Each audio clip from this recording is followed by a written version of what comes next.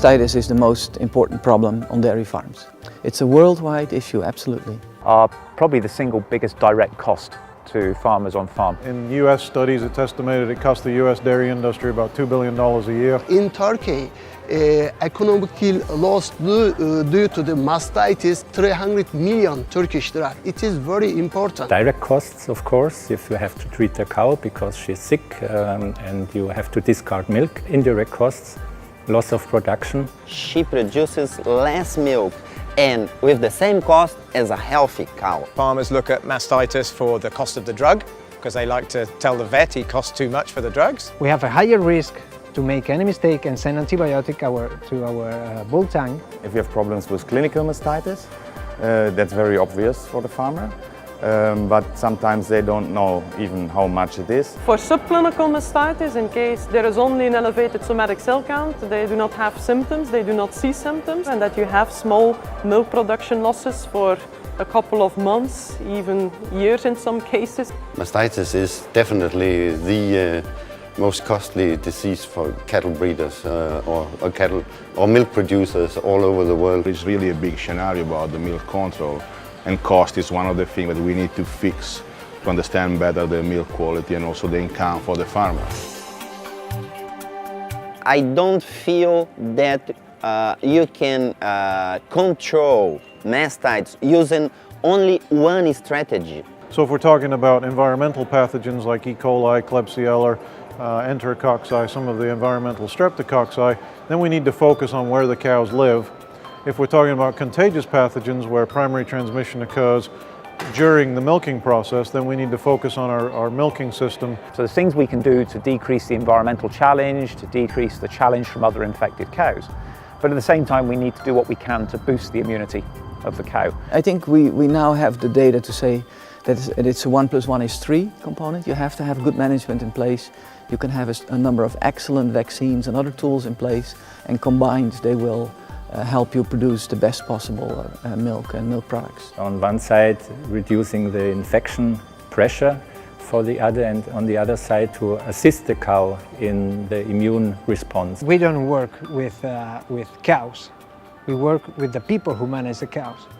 So we have to be able to transmit them that we have to work on prevention. Our first goal is to keep healthy our healthy cows. Only preventive measures like cow's welfare, proper feeding, good housing, and of course vaccination brings financial benefits. The more tools you can bring to the table to control mastitis, the greater chance you have of reducing mastitis in our herds. Now we have also new tools like vaccination against mastitis, which is also available, and now a vaccine against Staphylococcus aureus. And that's of course a preventive measure. What we can do new is how to convince farmers to utilize the tools we have already. In the last 5-10 years, we have been much more focusing on the on-farm diagnostic. We think that the communication has to be solid. It has to be focused on the data from the farm. If you do all those things correctly, milk quality will be much, much better. I think the emphasis for long-term success in any mastitis control program has to be to reduce the rate of new infection. Vaccination is not an alternative, it's a complement of all our milk quality program. With the vaccine, you have the capacity to work on the cow. Vaccination, I think, is one management strategy that you can use associated with other preventive measures. All preventive things will cost money at first, but will bring better results at least. The cost to the dairy farmer for environmental mastitis caused by the gram-negative pathogens is primary clinical disease.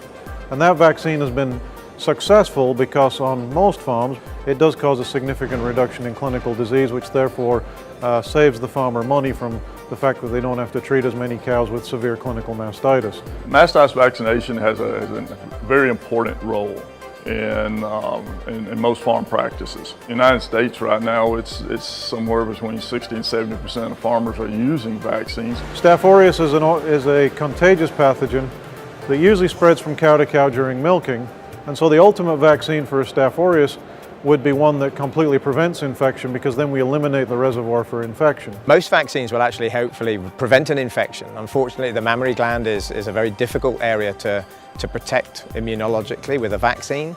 So we need to point out he needs to do everything else. So hygiene in the barn, feed the cows properly, and do good milking routine. The positive thing of vaccination is you can choose whenever you do it. You need to have really clear data, and you need to maybe fix or try to develop a specific vaccination plan for each farm. So we need to have this capacity to change every time the approach with different farms, different situations, different plans. And we estimated from that, and have recently had a publication accepted in the Journal of Dairy Science that suggests a return on investment of 2.5, 2.6 to 1, purely in terms of increased milk yield, before we get on to reductions in culling and reductions in severity of disease. The next generation is to go into prevention of infections and prevention of problems. And now we have a very nice array of vaccines to help out with that. So they're a very good tool in the toolkit to resolve and maintain very high quality of products.